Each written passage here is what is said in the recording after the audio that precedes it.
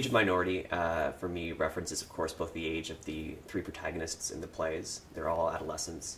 And also their sort of their status as these kind of sublime outcasts. They're because of their identity, sexual or political, they are on the margins of society.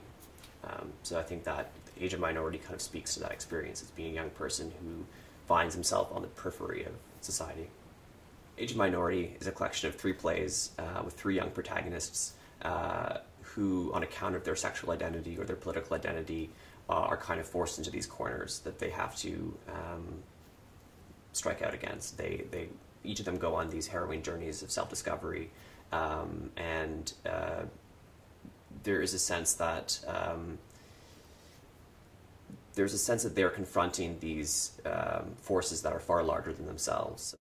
You know, in a sense, they're kind of these three archetypical heroes' journeys that are all actually inspired by true stories, and they were written I wrote them between the ages of 20 and 25, and so in a sense, they're kind of, I would say, reflections on my own coming of age.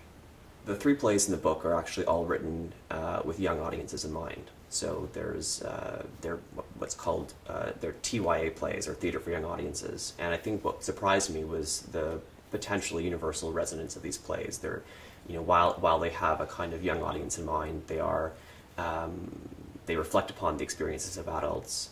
There's emotional resonance, I think, for any age to kind of access. And so I think for me, what was compelling or surprising, I suppose, what was surprising about the collection was the degree to which readers of any age responded to the work.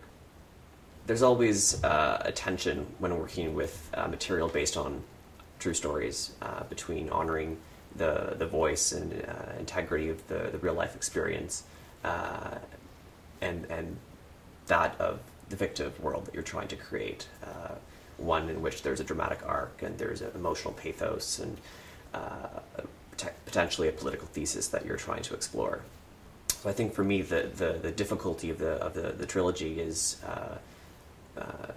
was in finding that balance between honoring the truth and my instincts as an artist.